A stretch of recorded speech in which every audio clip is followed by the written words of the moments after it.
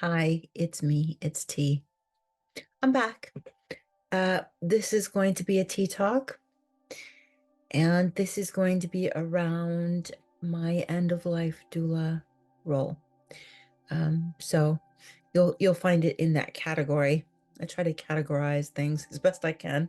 I know sometimes it's like, where do we put all these things? But this one will be pretty straightforward.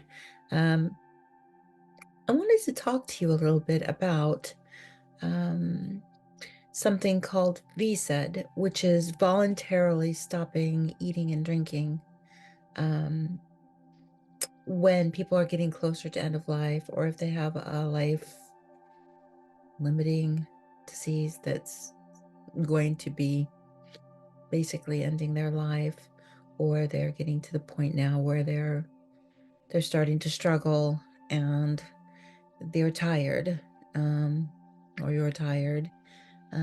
People who have cancer have used VSED. People who have other issues that cause them great pain and discomfort have used this. One thing I want to say is that it is legal in the UK. America has its own laws, so I'm not going to speak for America for right now. Um, though I do believe that um, there are some legalities there where that can be done. But it's one of the very few things as a human being where you can make your own decision on how you're going to leave this world. And this is also incredibly controversial. Um, it's not assisted seeing somebody off situation, nothing like that.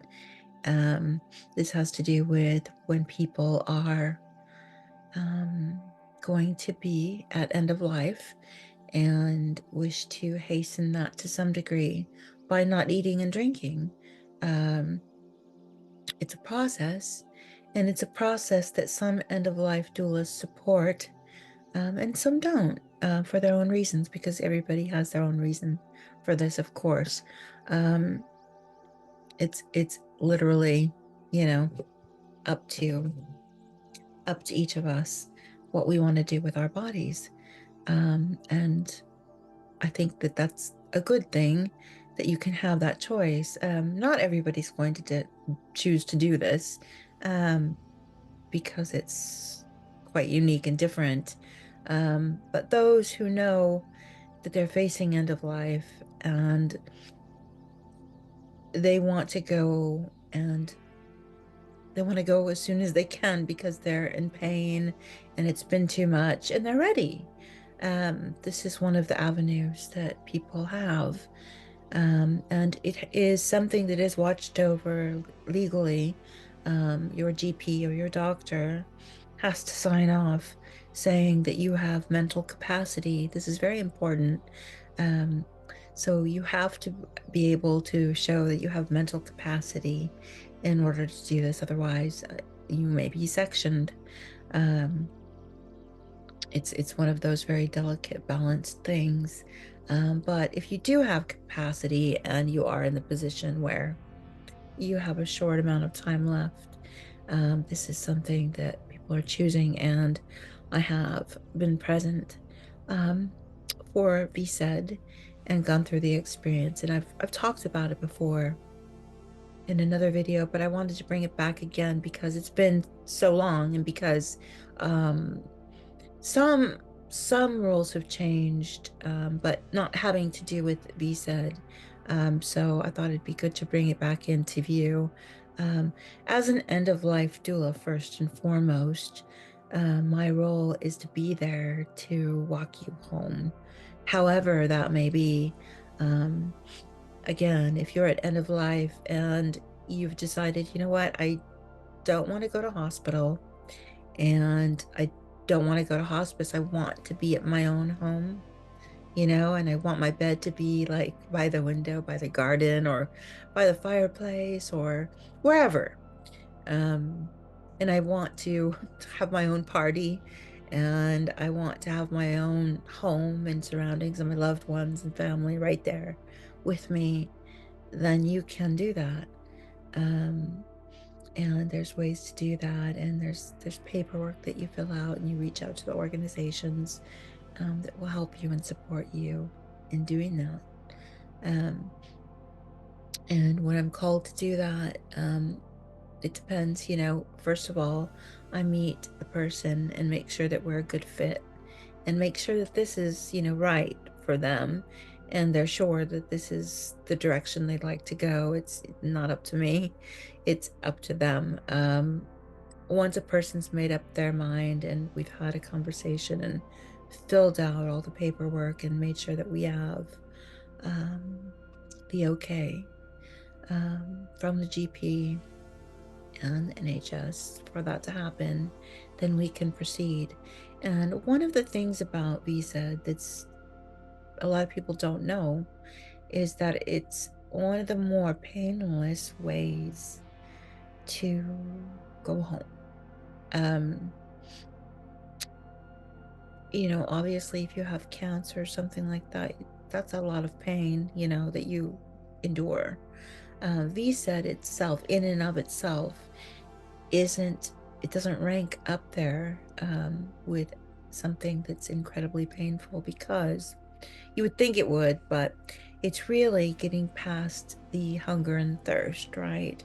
So usually somebody will choose a date that they're going to begin to do this, and it can take anywhere from a couple weeks to a little bit longer, just depending on your body, and how stringent you are about it.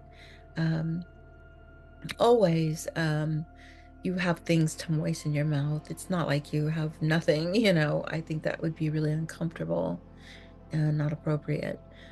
So we use different things to make your mouth feel good and hydrated, and like kind of sponge lollies that have something squeezed on them that tastes nice and is refreshing for your mouth, and you brush your teeth and things like that. Um, and just also self-care and other kind of care that you like, if you like massage or your hair to be brushed or just to be comforted. I work with people and I work with their families as well, surrounding bereavement. So, you know, each family member is going to react differently. Some are going to be okay in a lot of ways. They have that relationship with this person and they know it's okay, that this is time for the person to go, and they want to support them. And there'll be other people who really, really struggle with it for lots of reasons. Maybe they have religious reasons, or they just, don't go along with it, which is difficult, really difficult on the person who's choosing to do VSED. So I would say that if you're choosing to do VSED, that, you have people around you that are on board, uh, because otherwise it can be so difficult. It's hard enough, isn't it? And you want it to be the way that you want it to be. It's the end of your life. You're moving on, though that's the way I see it. That's my view. Everybody has their own view, but you're moving on to the next phase, and you want it to be positive as it can be. And it can be beautiful in a lot of ways. Um, we can make a playlist. I know it's something, you get your playlist together, anything that you find comforting, blankets, or jumpers, sweaters, just things that feel cozy and comfortable to you. Um, your favorite things that you like to wear, favorite scents. These are things we kind of make like a wish list of what you want to have around you, um, when you're starting to kind of slip out of consciousness into a sleep. And people don't think about it, but we're still taking care of you and your mouth and your skin, your eyes, your hair, and keeping you clean and comfortable and cozy. And you want people to be using things that you like. What if you hate the taste of like peppermint and somebody's like using peppermint around you and you can smell it, or you don't like the smell of lilac, or but you love the smell of lavender, so you start thinking about those things. I mean, it's bold, and it is a certain type of person who chooses VSED, who's at end of life. They're very strong people. You'll find if you do any kind of research on people who have gone through and had VSED, or somebody who supported someone who's had VSED, you'll find they're incredibly intelligent people, and they know what they want, and they're usually very well spoken, quite educated in many ways. Um, and just, yeah, they're strong. They're strong. And so usually, it's not like you have to pull questions out of people. People, they will know what they want.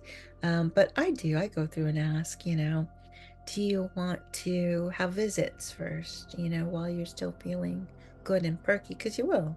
You'll feel pretty fine in that first week, pretty okay. Um, do you want to make sure that all your visits, you have them when you're feeling okay? And if people are far away, I can help you. We can get Zoom together, we can get a group together, or we can get people over, or whatever it is that you want to do. It's your show. It's up to you. And in the case where I was there for VSED, we made sure that the right music was there and the right movies to watch were there. And we had lots and lots of lovely conversations. And we talked lots about memories, lots and lots of memories. And I was able to keep all of those. I kept them in my mind, and when this person was beginning to sleep and sleep deeply, I was able to remind them of all the beautiful memories that they had here and what they might experience in their journey and what they might see on the other side, the big OT, if that's what you believe. And so there's so much to it, but the bottom line is that you get to have control. You get to have control of your body and your mind and what you do. And an end of life doula is there to support all your wishes. And that's my main thing. I want to make sure that you get exactly what it is you want. And I am there. I've got your back.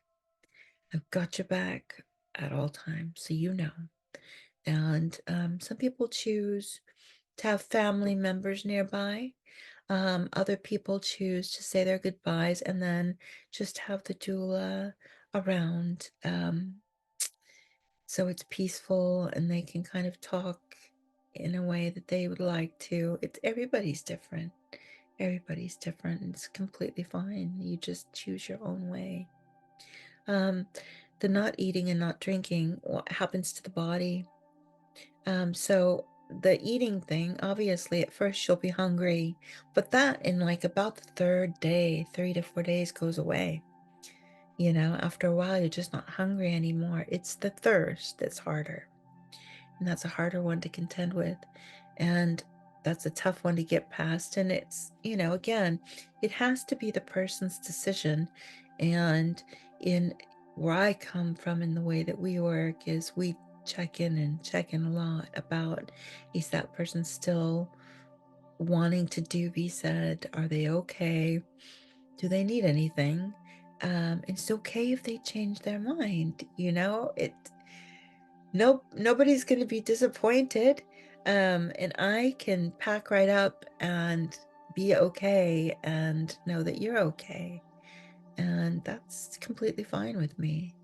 And we always let people know that. I always do. Um, but because I'm sure it's happened to people where they thought they wanted this process and then they've decided they didn't. And that's just completely okay. Um, people who, again, decide that, yeah, I'm sticking to this, or that this is what I'm gonna do. Um, it's the thirsty part, and again, we use, we dampen the mouth, we do lots of mouth care, we use special ointments and lip gloss and brushing the teeth and keeping the mouth moisturized and making sure the person's very comfortable.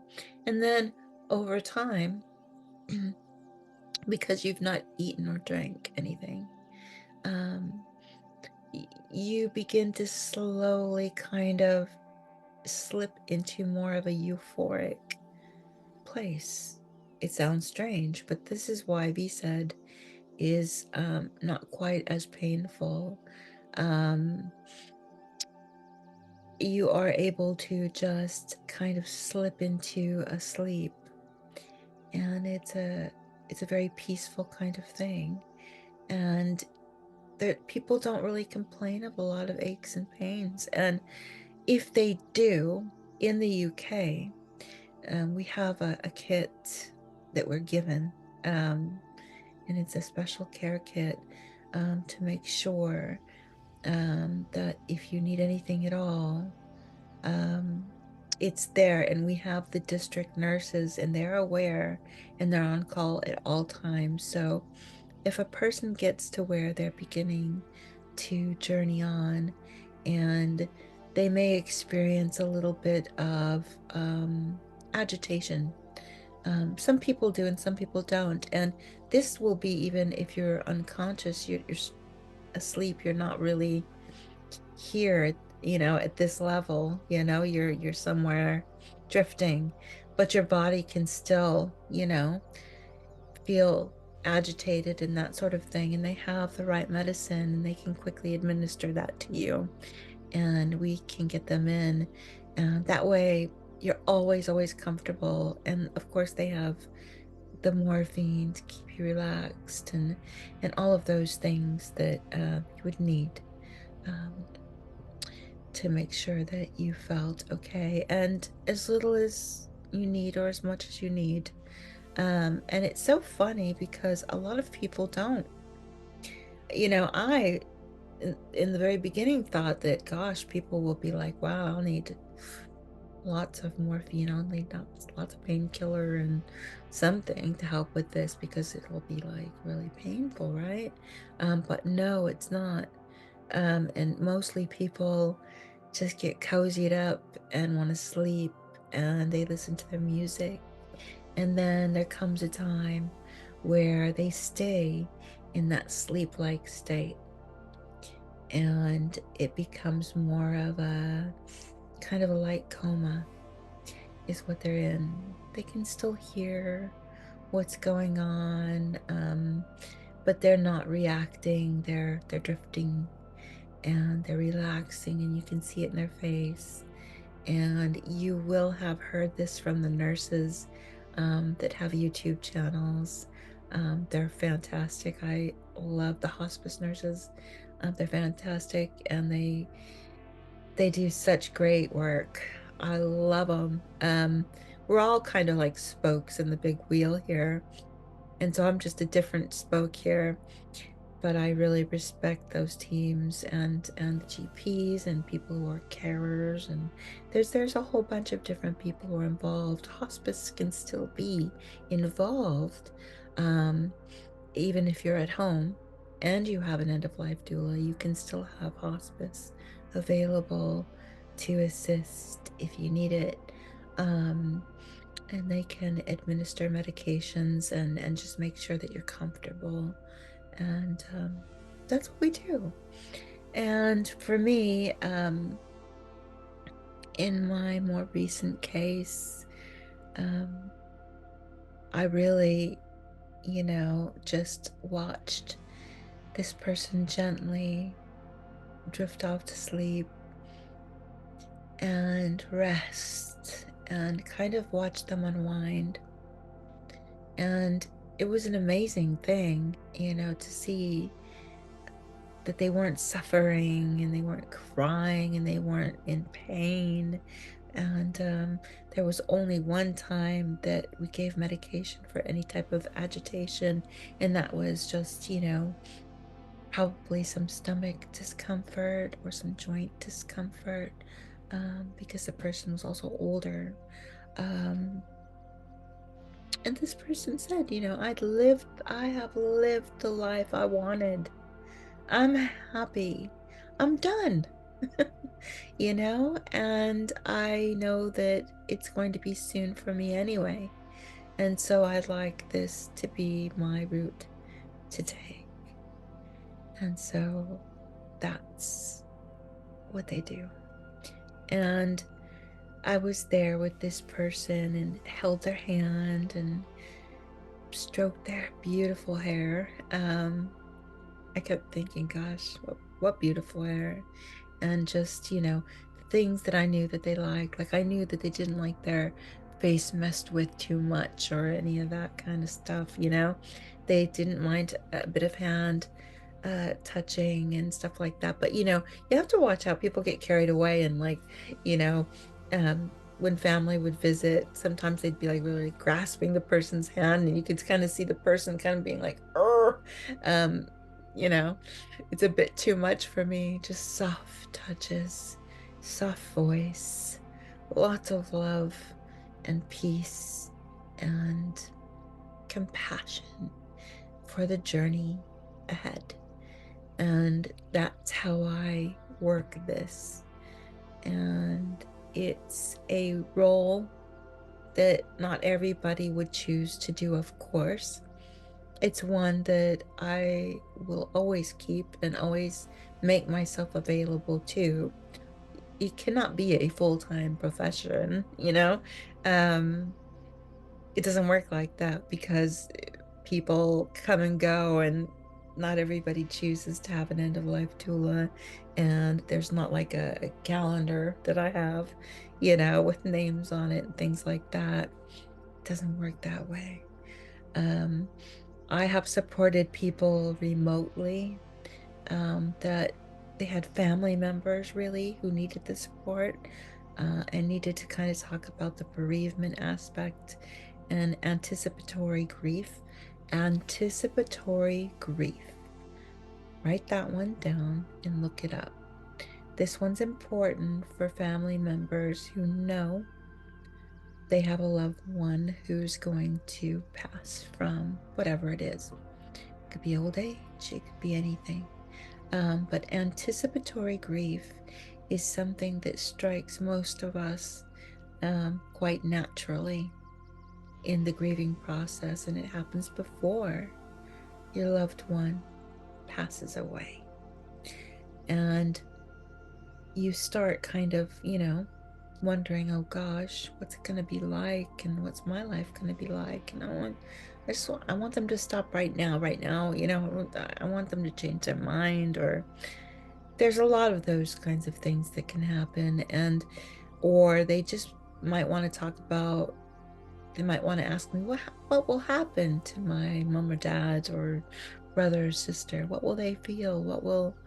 Will they be in pain? And they don't want to say it in front of that person. And families are all different that way, and some can talk to each other without any trouble at all, you know quite openly, and others can struggle and really need that supportive person who can kind of talk and um, support whoever needs it and give them the information that they need.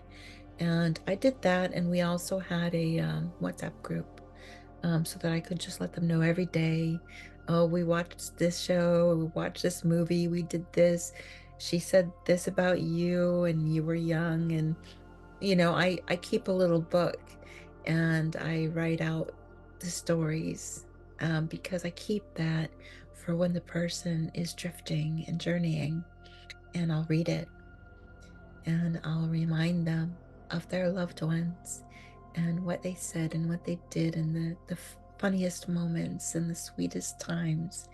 And sometimes, if the person wants, I'll paint them a picture of their journey home as they want it to be. and we'll do it that way.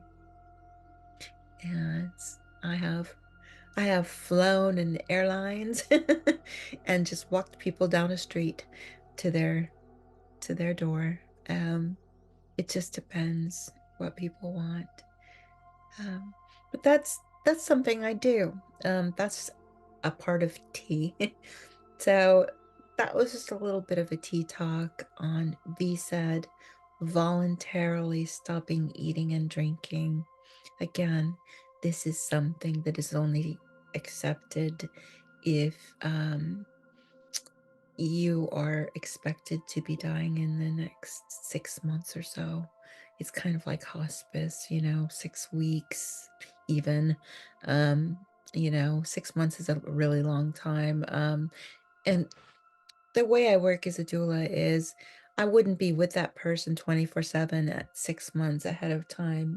We may know of each other, but usually what happens is when we get very close, maybe the last 2 weeks, I can move into a spare room, but really what happens on the last days is I sleep in the same room quietly, just in a chair or wherever, because I don't sleep. I'm listening to audiobooks, or I'm watching the person, or I'm massaging, or you know, I'm caring for someone. I'm sitting vigil. Um, and that's an important thing to me so that I can be with that person when they go. And when this one lovely soul decided to go home, I was there with her, and it was ever so peaceful. And they looked just so peaceful. It was just, I thought, I, I wasn't sure at first, actually. I was kind of holding them. I saw signs. There's signs. Then your lips may get paler, bluer, and your extremities, your ears, your nose might get a little bit purpley blue, and your hands will get darker. And because blood is not circulating the way it normally does, you might feel cooler. So I just bundle people up and hold hands, and I'll check nail beds and things like that just to see how they're doing, toes, and I'll know. And in this case, this person just wanted to have one person with them, and their children agreed that they did not want to be there. And we talked. I walked them home, and then it was when we got to the gate, and we saw their husband and their cat and their little baby, and they just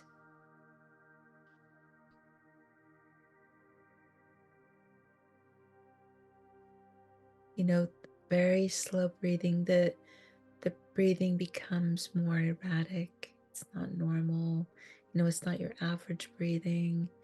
And at some point, there is that last breath. And sometimes people talk about this death rattle. With VSED, it's not as common because, think about it, the person doesn't have a lot of fluids in them. There are people who have IVs hooked up to them, have lots of fluids. They may have pneumonia, and you may hear those secretions, and that's what the rattle is. It's nothing painful. The person's not aware of it, and we can make sure that there are things that people can use to dry them up if it's truly a bother, or just let it be.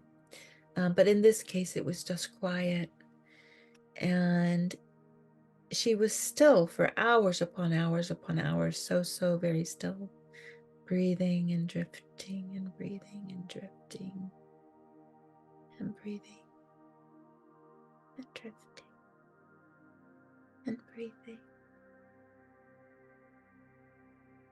and breathing.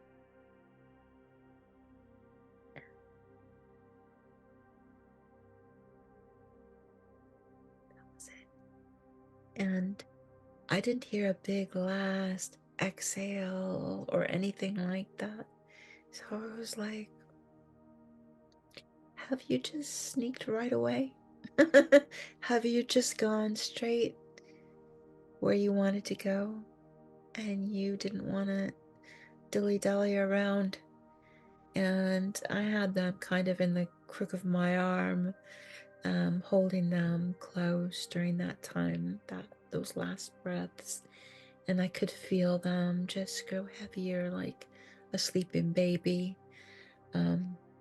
And so I just gently, gently, gently lowered her back down onto the pillow and made sure they were covered up and cozy. And did my couple of tests and called the next of kin who would come to the house, and they would deal with them, calling the district nurses and all of that sort of thing. And I would go pick up all my stuff. It's like you end up with this whole, I've shown you my kit bag, or I've told you a little bit about that. I really need to show you the actual one and all this stuff. I'll do that one day. But I did call her, and I just brushed the person's hair and situated them on their bed so that they were laying back and comfortable and covered and cozy and ready with the lights dimmed and the favorite music playing as it had been all night into as the dawn came and the seagulls came. This person always looked for their seagulls, and the seagulls were always there at 5 in the morning to do their dance. And sure enough, they were there just as this miraculous soul was journeying out of here. So I think they crossed paths. Maybe she did a little spin with one of them, with one of the seagulls.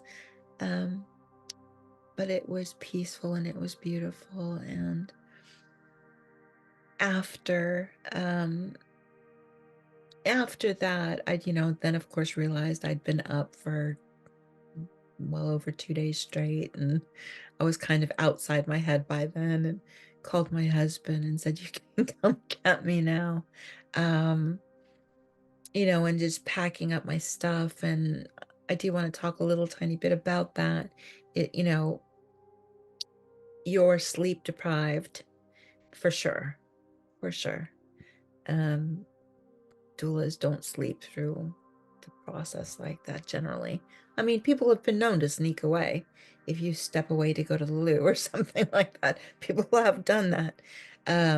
But as a rule, we are holding vigil with that person, and we're awake and watching them very closely to make sure in case they need anything at all, or we need the district nurses or whatever it is.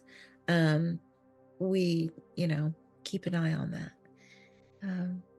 So I gathered all my stuff, which ended up being like so much, just I don't know, stuff that goes in my kit bag, and clothes and laundry and stuff like that I needed to take care of, and a husband who hadn't seen me, and it turned out to be close to 3 weeks or longer that it took. There's parts of that I can't discuss. Some things are just can't be talked about at this point, but maybe sometime soon I can go into it more depth, but it will still be very private. I will not be saying who or anything like that. Each person should have their autonomy and their privacy. That's important, and it has to be that way. It must be that way. If they want their story told, I'm happy to share their story, uh, with their name, if that's what they want. Maybe they want to tell their own story. Maybe they want to talk about it and make a video. And I believe many people have. So you can probably look online here on YouTube at all sorts of resources. And it's very interesting to see how it was handled by different people. Some are spouses, some are doulas, some are hospice, Um, some are just, yeah, just the families. So it just depends on who the person wants. But I got home and it was weird. I saw my little puppy dog and my hubby and my husband. Bless him. I don't think neither of us were prepared for me to be gone that long. Um, but I was. And so he'd done his very best, to keep the house and make his meals, his sad dinners of one, heartbreaking dinners of one, and share them with Lola the dog and Corey the cat. Um, but we were happy to be home again in December before Christmas, snuggled up. Um, and they gave me a crystal hummingbird. Um, I always have hummingbirds. This is from my mother, this one. Um, I'm also a funeral celebrant, or I officiate funerals, and my business is called Hummingbird Tributes. Um, so I doubt anyone who's watching has had me officiate any of their funerals, but maybe, I don't know.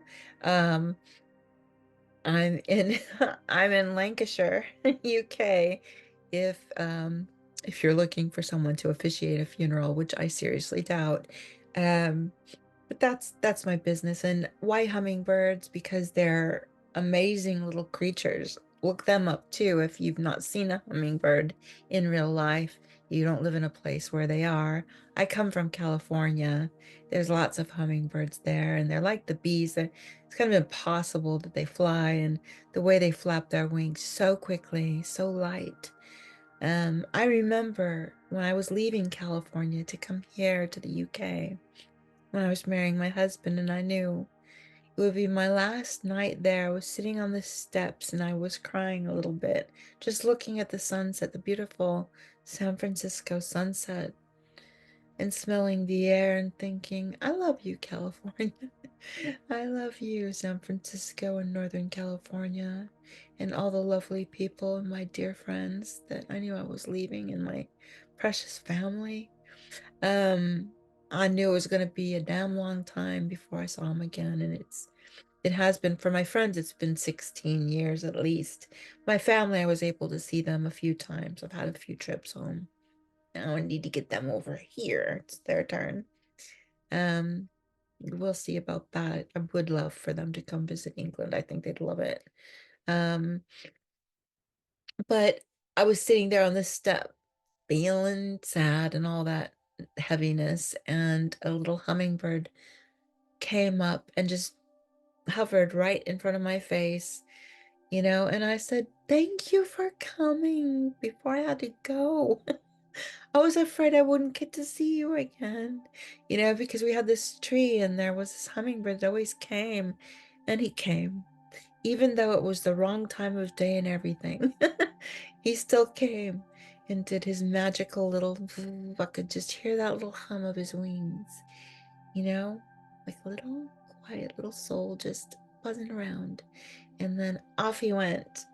And I went back inside and finished packing up. And the next day we were on a plane that went straight from San Francisco to Heathrow, London airport.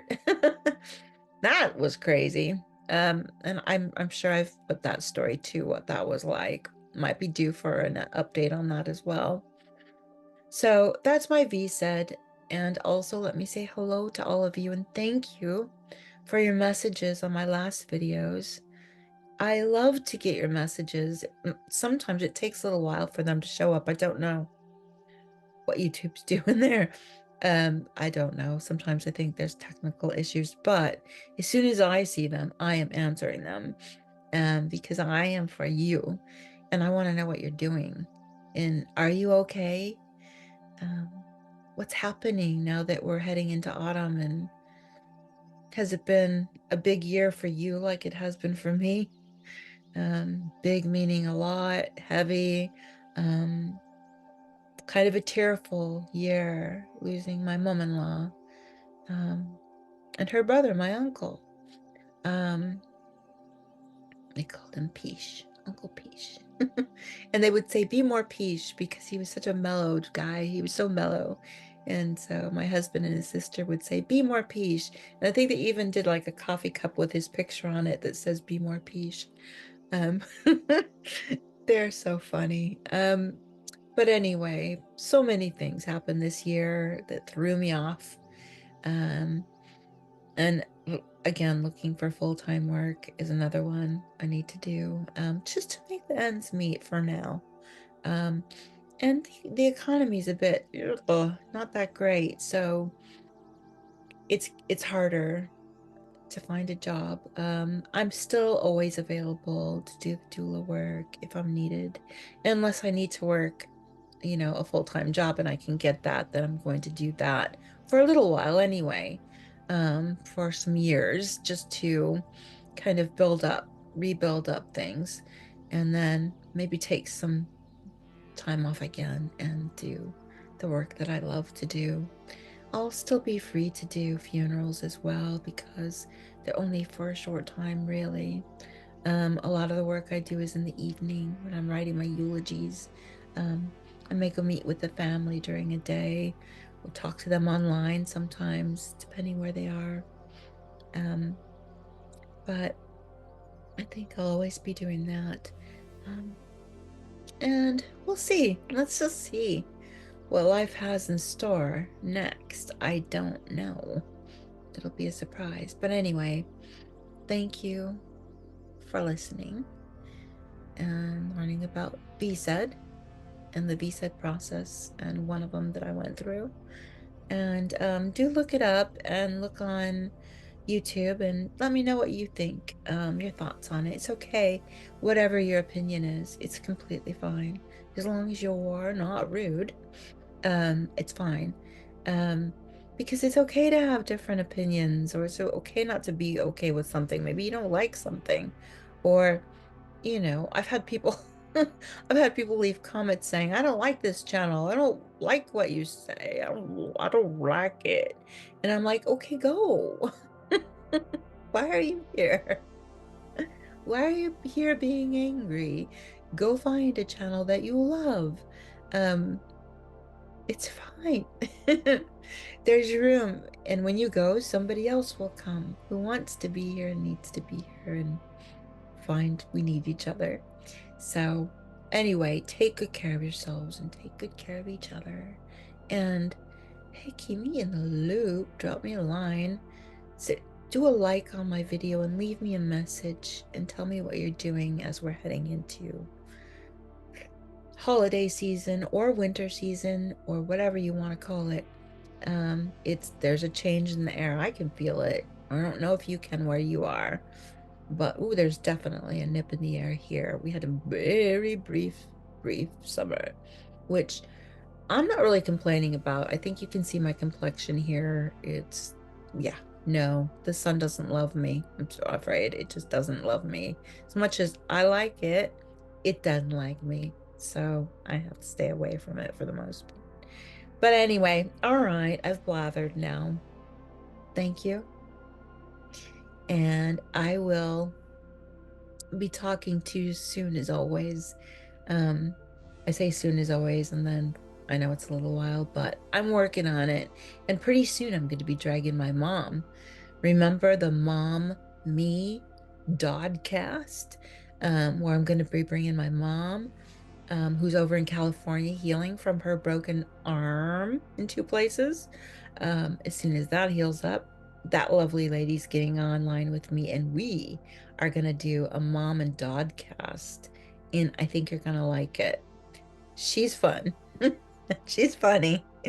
Um, we gotta let her heal up a little bit. But not she doesn't get too much longer. I'm giving her just a little bit longer, but that's it. Then I'm gonna chase her. So if you're watching, Mom, chase you. All right, you guys. Bye. Take good care. Bye for now.